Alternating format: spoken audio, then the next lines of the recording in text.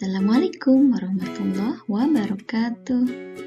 Halo anak-anak kelas 4, bagaimana kabar kalian hari ini?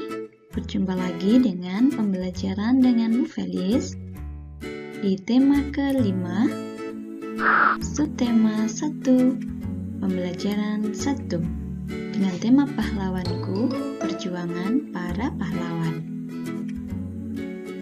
Nah, sebelum kita belajar, pastikan kalian berdoa sebelum belajar, karena dengan berdoa, maka kita akan diberikan kemudahan, ilmu yang bermanfaat, dan juga kelancaran dalam kegiatan pelajaran ini.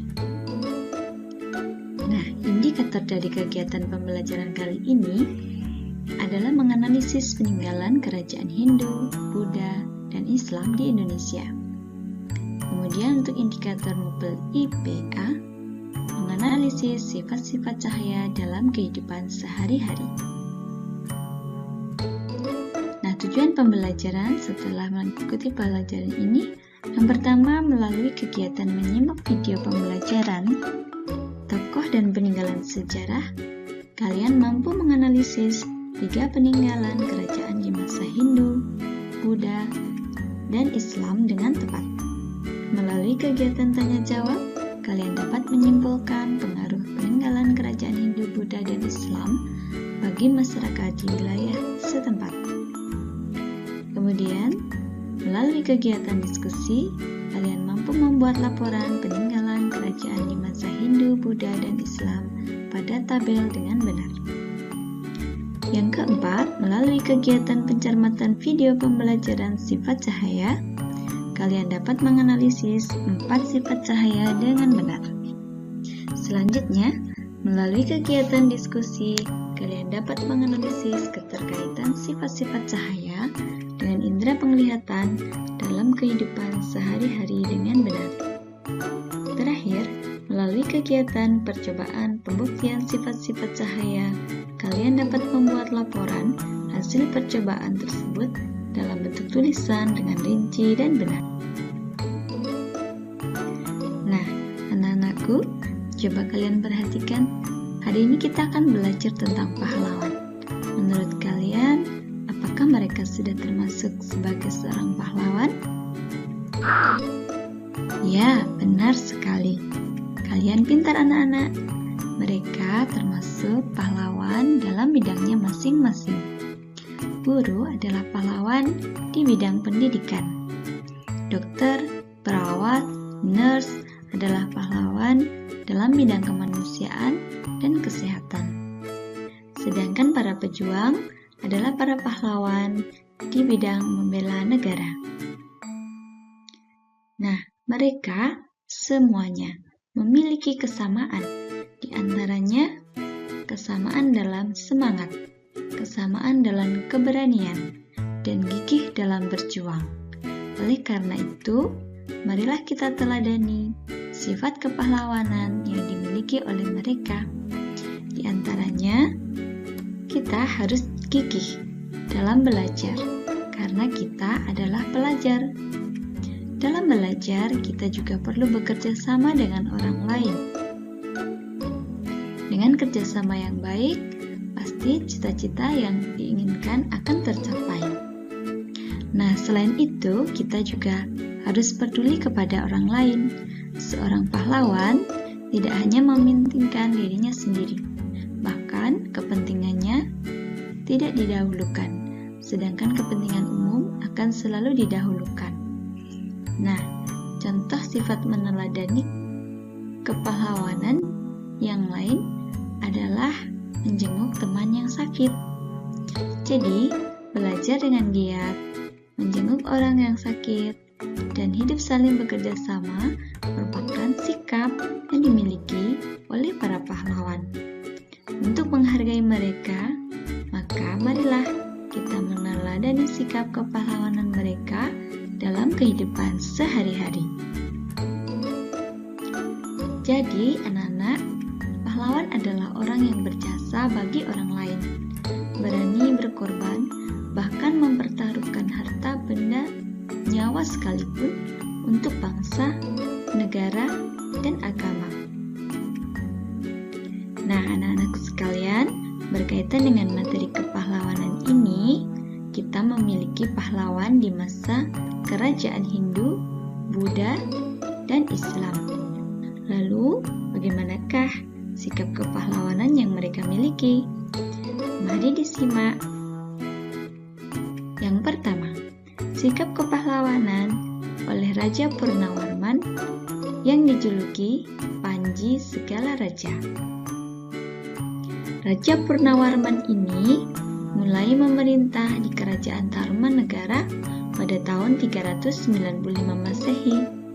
Pada masa pemerintahannya ini, ia gigih dalam berjuang untuk rakyatnya. Ia membangun saluran air dan memberantas para perompak. Raja Purnawarman ini sangat memperhatikan kesejahteraan rakyatnya loh. Ia memperbaiki saluran air di Sungai Gangga dan Sungai Cupu. Raja Purnawarman juga berani memimpin angkatan laut di kerajaannya, Tarumanegara, untuk memerangi para bajak laut yang merajalela di perairan barat dan utara kerajaan. Setelah Raja Purnawarman ini berhasil membasmi semua perompak, keadaan menjadi aman. Rakyat pun menjadi aman dan sejahtera. Nah, anak-anakku sekalian, sebelum kita mempelajari lebih lanjut tentang peninggalan kerajaan-kerajaan di Indonesia, kalian perlu tahu, ada banyak kerajaan-kerajaan tradisional di Indonesia. Dari banyaknya kerajaan tersebut, ternyata mereka memiliki corak yang berbeda-beda. Yang pertama kali datang ke Indonesia adalah orang dari bangsa India. Mereka memiliki kepercayaan agama Hindu, sehingga kerajaan-kerajaan di Indonesia banyak yang memiliki kepercayaan atau memeluk agama Hindu. Di antaranya Kerajaan Kutai, Tarumanegara, Kediri, Singosari, dan Majapahit. Selain orang-orang dari India, ada banyak orang-orang dari Cina dan Mongol yang datang ke Indonesia dan menyebarkan agama Buddha, sehingga masyarakat memeluk ajaran Buddha. Kerajaan-kerajaan yang memeluk ajaran Buddha diantaranya adalah Kerajaan Sriwijaya dan Mataram. Nah, kemudian datang pula bangsa-bangsa Arab ke Indonesia melalui perdagangan.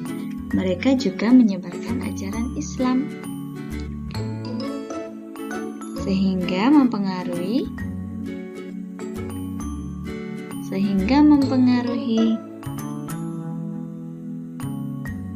ajaran-ajaran yang ada di kerajaan Islam di Indonesia.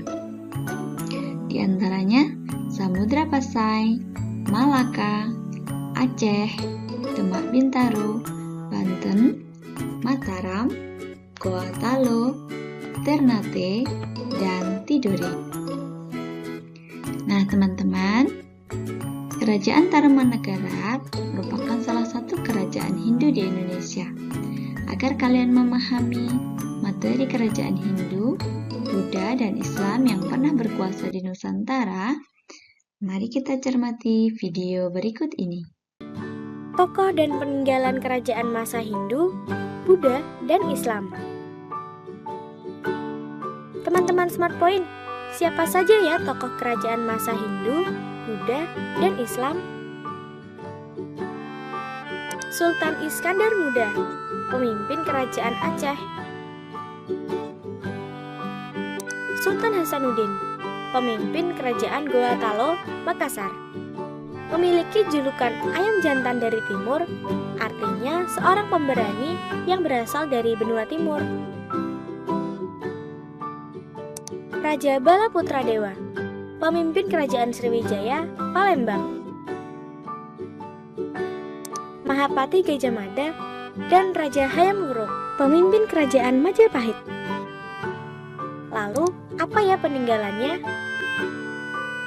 Prasasti Ciaretur, peninggalan Kerajaan Tarumanegara, Bogor. Candi Gedong Songo, peninggalan Kerajaan Mataram kuno. Itu tadi tokoh dan peninggalan kerajaan masa Hindu, Buddha, dan Islam. Kalian telah mengamati dan mencermati video tentang kerajaan dan raja-raja yang memimpin kerajaan di Indonesia. Mari kita simpulkan satu persatu. Sultan Iskandar Muda adalah pemimpin kerajaan Aceh. Kemudian Sultan Hasanuddin juga pemimpin kerajaan bercorak Islam. Ia dijuluki sebagai ayam jantan dari timur karena keberaniannya dan kegigihannya dalam melawan penjajah Belanda. Sultan Hasanuddin memimpin kerajaan Goa Talo di Makassar. Ada juga Raja Bala Putradewa. Raja Bala Putradewa ini memimpin kerajaan Sriwijaya di Palembang. Kerajaan Sriwijaya merupakan kerajaan yang bercorak Buddha. Kemudian ada juga Mahapati Gajah Mada dan rajanya yaitu Hayam Wuruk. Raja Hayam Wuruk memerintah di kerajaan Majapahit. Nah, salah satu peninggalan kerajaan di Indonesia yaitu Prasasti Ciaruten. Prasasti ini merupakan peninggalan kerajaan Tarumanegara di Bogor. Nah, mari kita simak satu persatu tentang kerajaan, raja, dan peninggalannya. Kerajaan Tarumanegara dipimpin oleh Raja Purnawarman. Kerajaan ini bercorak Hindu. Peninggalan kerajaan Tarumanegara diantaranya Prasasti Ciaruten dan Prasasti Kebon Kopi. Kedua, Kerajaan Majapahit. Kerajaan Majapahit ini juga termasuk kerajaan yang bercorak Hindu. Pemimpinnya adalah Mahapati Gajah Mada dan rajanya Hayam Wuruk. Salah satu peninggalan dari kerajaan Majapahit adalah petilasan Sitinggal. Berikutnya yang ketiga, Kerajaan Sriwijaya. Kerajaan Sriwijaya ini merupakan kerajaan besar di Indonesia. Dengan pemimpinnya Baginda Sri Maharaja Putra Bala Putradewa. Baginda Sri Maharaja Bala Putradewa ini merupakan raja yang menghantarkan kejayaan Sriwijaya. Salah satu peninggalannya yaitu Candi Muara Takus, bukti kejayaan Sriwijaya pada masa itu. Berikutnya Kerajaan Aceh. Kerajaan Aceh dipimpin oleh Sultan Iskandar Muda. Sultan Iskandar Muda ini terkenal dengan sebutan Kesultanan Aceh.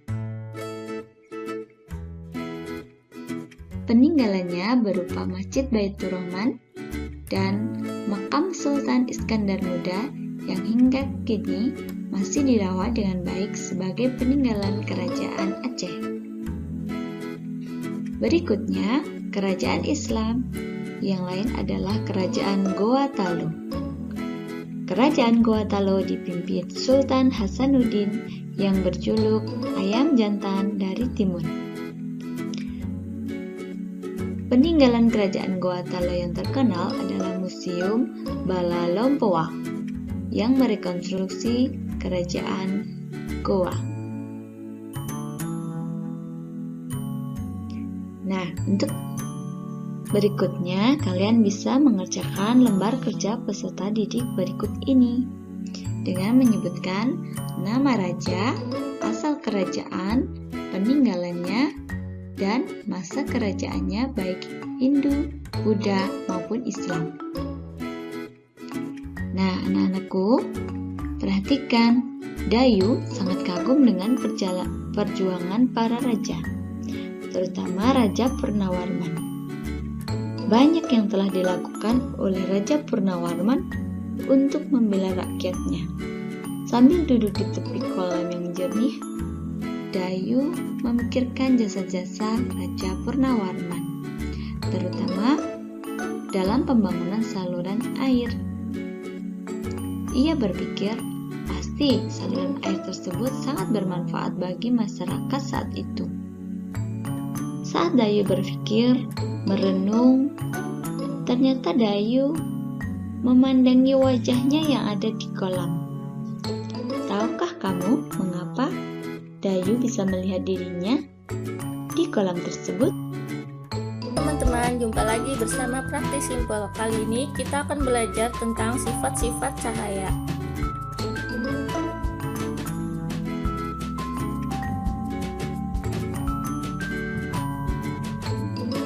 Sifat cahaya yang pertama adalah cahaya merambat lurus. Ini bisa dibuktikan dengan melakukan percobaan menggunakan 3 karton tebal dan lilin. Lubangi bagian tengah ketiga karton tersebut, lalu letakkan karton-karton dengan posisi 3 lubang tersebut sejajar dengan cahaya lilin tepat di belakangnya. Lalu kita perhatikan apa yang terjadi. Coba kita perhatikan cahaya yang masuk melalui celah lubang. Pasti teman-teman bisa melihat berkat cahaya yang lurus dan tidak bengkok. Sifat cahaya ini bisa dimanfaatkan dalam kehidupan sehari-hari, misalnya penggunaan lampu sorot pada kendaraan seperti mobil atau sepeda motor, dan juga lampu mercusuar.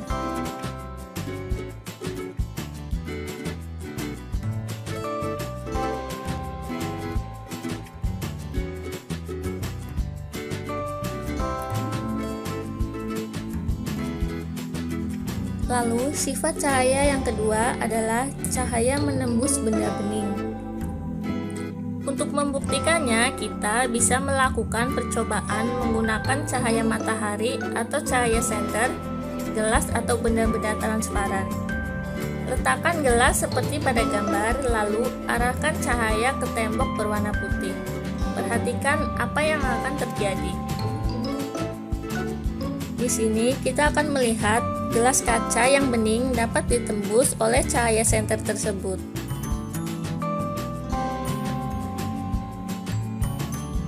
Sekarang kita mau lanjut ke sifat cahaya yang ketiga, yaitu cahaya dapat dipantulkan. Sifat cahaya yang ketiga ini bisa kita buktikan dengan melakukan percobaan menggunakan cermin datar dan juga senter. Coba kita pantulkan cahaya senter menggunakan cermin. Ketika cermin terkena cahaya, maka cahaya tersebut akan dipantulkan. Jenis pemantulan dibagi menjadi 2, yaitu pemantulan baur dan pemantulan teratur. Pemantulan baur terjadi ketika cahaya mengenai permukaan yang tidak rata atau bergelombang. Sedangkan pemantulan teratur terjadi ketika cahaya mengenai permukaan yang rata, licin, dan mengkilap seperti cermin.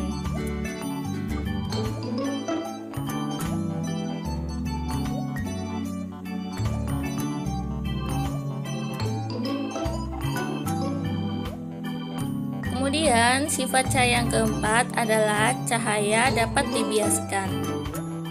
Pembuktian sifat cahaya ini bisa kita buktikan dengan melakukan percobaan menggunakan pensil dan juga gelas yang diisi air. Masukkan pensil ke dalam gelas yang berisi air tersebut, lalu kita amati apa yang akan terjadi. Jika kita lihat dari sisi samping luar gelas, maka pensil akan terlihat seperti patah. Hal ini terjadi karena adanya peristiwa pembelokan cahaya setelah melalui medium rambat yang disebut dengan pembiasan cahaya.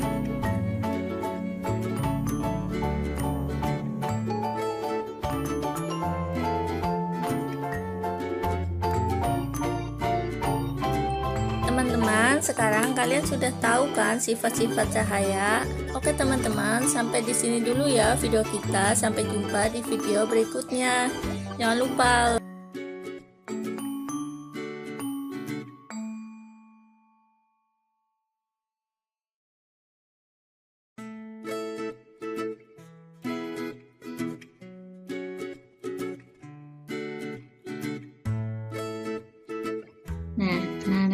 kalian untuk mengulang mempelajari video tadi.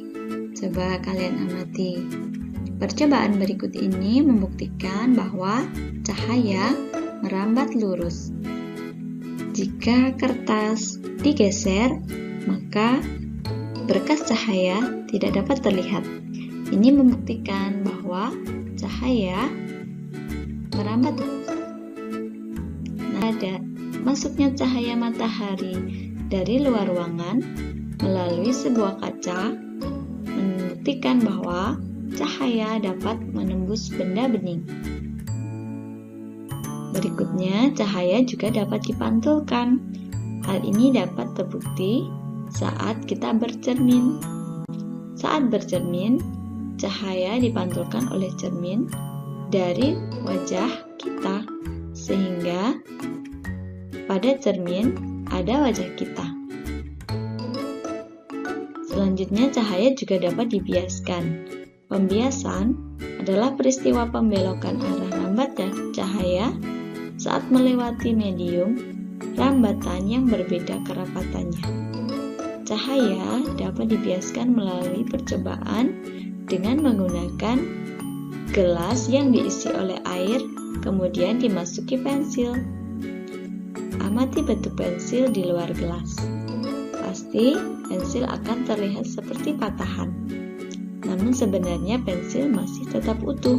Hanya saja cahaya yang melalui air akan dibelokkan sehingga pensil terlihat akan bengkok pula. Nah, setelah kalian melaksanakan percobaan, silahkan laporan hasil percobaan ini disusun ya. Nah, anak-anakku, kegiatan pembelajaran sudah selesai. Mari disimpulkan. Kerajaan-kerajaan di Indonesia bercorak Hindu, Buddha, dan Islam. Di antara kerajaan Hindu, ada Raja Purnawarman yang memerintah kerajaan Tarumanegara. Prasasti yang ditinggalkan adalah Prasasti Ciaruteun. Yang kedua, Raja Hayam Wuruk yang memerintah kerajaan Majapahit. Kerajaan Majapahit ini meninggalkan petilasan Satinggal. Yang ketiga, Raja Bala Putra Dewa. Ini pemimpin kerajaan Sriwijaya. Salah satu peninggalan kerajaan Sriwijaya yang terkenal adalah Candi Muara Takus. Berikutnya, Sultan Iskandar Muda yang memimpin kerajaan Aceh. Salah satu peninggalan kerajaan Aceh adalah Masjid Raya Baitur Rahman yang hingga kini masih dapat dinikmati dan dimanfaatkan oleh masyarakat. Kerajaan Islam berikutnya, Goa Talo. Kerajaan ini dipimpin oleh Sultan Hasanuddin.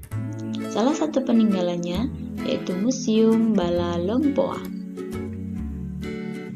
Nah, untuk sifat-sifat cahaya, yang pertama telah kita buktikan adalah cahaya dapat merambat lurus. Berikutnya, cahaya dapat menembus benda bening.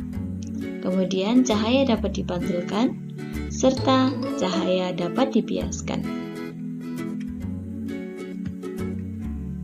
Nah, setelah kalian menyimpulkan, silakan mengerjakan evaluasi yang linknya sudah ada pada Google Form. Nah, anak-anakku, marilah kita refleksikan apa yang sudah kita pelajari hari ini. Apa yang kalian suka dari pembelajaran ini, dan apa kesulitan kalian dalam mempelajari materi ini.